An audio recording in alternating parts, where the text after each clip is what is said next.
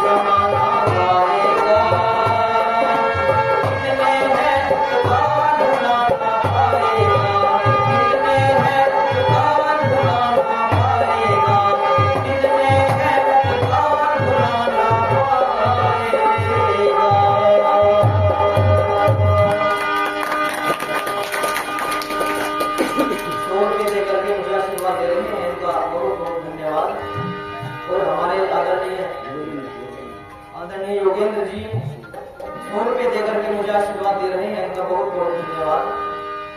हमारे बीच में बहुत आदर और सम्मान के योग्य आदरणीय पूज्य स्वामी ध्रुवानंद जी महाराज, जो इस यज्ञ के ब्रह्मा हैं और मेरे बहुत ही प्रेरणा स्रोत और जिनके सानिध्य में बैठ करके मैंने ये सब कुछ सीखा है, पूज्य गुरुदेव श्री मदन जी आर्य जी, जो पूरे भारतवर्ष में वेदों का प्रचार और प्रसार भजनोपदेश के माध्यम से करते हैं। और ऐसे ही हमारे बीच में लोहा कला गुरुकुल से हमारी बहनें आदरणीय बहन प्रतिभा आर्य जी और बहन गरिमा जी, बहुत अच्छे वादक आदरणीय भाई प्रिंस जी, और इस सभा में उपस्थित सभी धर्म प्रेमी सज्जनों, मातृशक्ति। इस सभा में हमारे बीच में रानीपुर से भी अतिथिगण हमारे बीच में पधारे हैं, उनका भी बहुत बहुत स्वागत है। तो उस ऋषिवर देव दयानंद की चर्चा मैं आप सभी के बीच में कर रहा था। उस ऋषिवर की चर्चा करनी इसलिए आवश्यक हो जाती है क्योंकि आज यदि बैठ करके हम वेदों की मंत्रों की ऋचाओं को गा रहे हैं, स्वाहा स्वाहा की जो आहुतियां हम यहाँ पर बैठ करके डाल रहे हैं, तो इसके पीछे यदि देखा जाए तो उस ऋषिवर देव दयानंद का ही उपकार है। नहीं तो एक समय ऐसा था कि जो पौराणिक जो पंडित पुजारी थे वो क्या कहते थे कि स्त्रियों को और शूद्रों को वेद मंत्रों को पढ़ने का अधिकार नहीं है। अनेक प्रकार की काल्पनिक बातें, जैसे स्त्री शूद्रों ने धीयताम, ऐसी ऐसी बातें प्रचलित की हुई थी।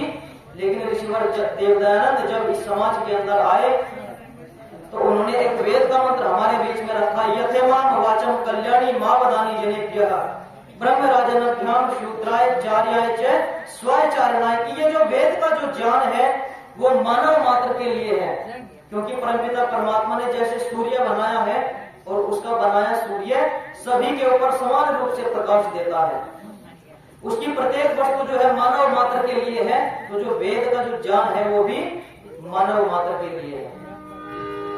लेकिन ये बात सभी लोगों को हजम नहीं हुई। जो पौराणिक पुजारी जो थे उनको हजम नहीं हुई, क्योंकि उनकी दुकानें बंद होने वाली थी। ऋषि दयानंद ने आकर के यहाँ पर अनेक सारी प्रथाएं ऐसी हमारे बीच में चला करती थी, बाल विवाह जैसी प्रथाएं, सती प्रथाएं हमारे बीच में यहाँ पर चला करती थी।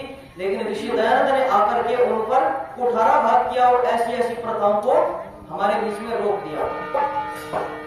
लेकिन जब ऋषिवर देव दयानंद यहाँ पर आए तो उस समय का वातावरण किस प्रकार का हुआ करता था, आइए इस भजन के माध्यम से सुनिएगा। कि दिन कैसे होंगे गम के यहाँ, ऋषि जब चल के आया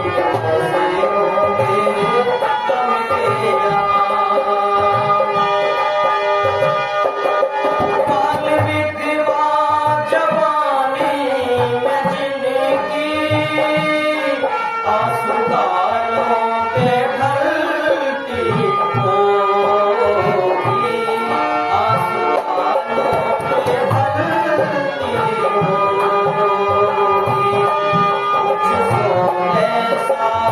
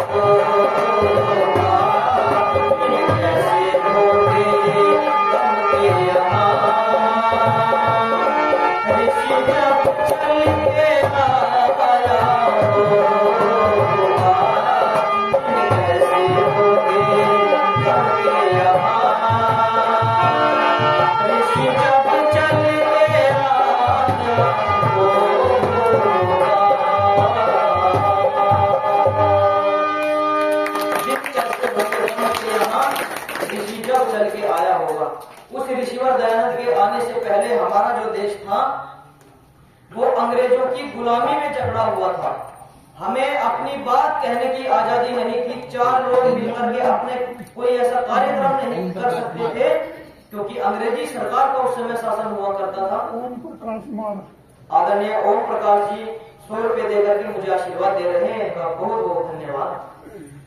तो मैं आपके बीच में निवेदन कर रहा था कि ऋषि दयानंद ने आकर के ऐसा ग्रंथ हमारे बीच में लिख करके दिया। वैसे तो उनके बहुत सारे ग्रंथ हैं, लेकिन सत्यार्थ प्रकाश जो ग्रंथ है उस ग्रंथ को पढ़ करके युवाओं के अंदर एक ऐसा ओजस्वी, उनके अंदर तेज उत्पन्न होता था, ऐसा आत्मबल मनुष्य के अंदर उत्पन्न होता है कि वो फिर अपनी जान की बाजी लगाने से भी पीछे नहीं हटता। ऐसे अनेक उदाहरण हमें देखने को मिलते हैं। आप पंडित राम प्रसाद बिस्मिल के जीवन को उठा करके देखिए। उनका जो जीवन था व्यसनों से भरा हुआ था, दिन रात वो व्यसनों में लगे रहते थे। लेकिन इस आर्य समाज रूपी भट्टी में जब वो तपे, ऋषि दयानंद के सत्यार्थ प्रकाश को जब उन्होंने पढ़ा और आचार्य सोमदेव जी के सानिध्य में रह करके, आप कभी पढ़ना राम प्रसाद बिस्मिल की जीवनी, तो उससे पता लगता है कि ऋषि दयानंद के ग्रंथों में इतना प्रकाश है इतनी उनके अंदर बल है कि उसको पढ़ने के पश्चात एक अलग ही ऊर्जा आती है। सरदार भगत सिंह के जीवन को आप पढ़िए, अनेक क्रांतिकारियों के जीवन को आप पढ़ेंगे तो कहीं ना कहीं ऋषि दयानंद उसमें आपको खड़े हुए मिलेंगे। जब उनकी क्रांतिकारियों की कोठरी को चेक किया जाता था उनके मरने के पश्चात, तो उनके तकिए के नीचे से जो ग्रंथ मिलता था वो कौन सा था जी? सत्यार्थ प्रकाश।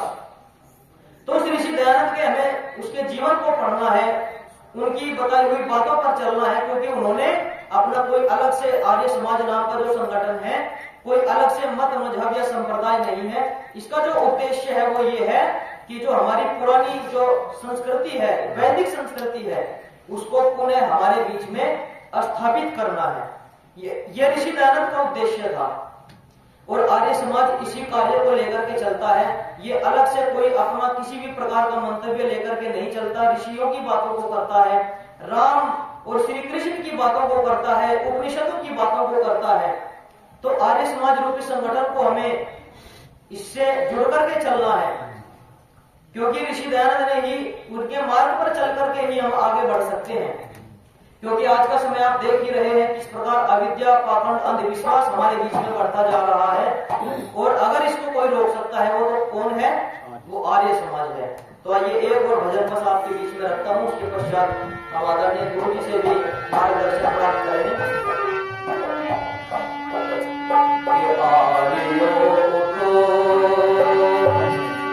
पग बढ़ाना पड़ेगा,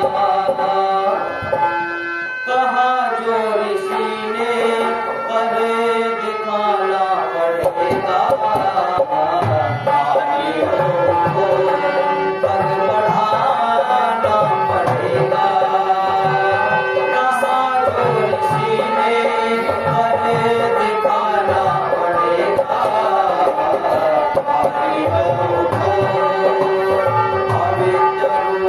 भरम जाल में मानव फंसा पड़ा है, अंधकार में भटक रहा हर छोटा और बड़ा है। अविद्या रूपी भरम जाल में मानव फंसा पड़ा है, अंधकार में भटक रहा हर छोटा और बड़ा है। वेदों की ज्योति को लेकर के निकलो, रास्ता भटके को लेकर के निकलो। जगा दो उन्हें जो पड़े सो रहे हैं, कर्महीन भाग्य को क्यों रो रहे हैं। भाग्य विधाता हो तुम खुद ही, भाग्य तुम्हारे हाथ में। आर्यों को पग बढ़ाना पड़ेगा, कहा जो ऋषि ने कर दिखाना पड़ेगा। आर्यों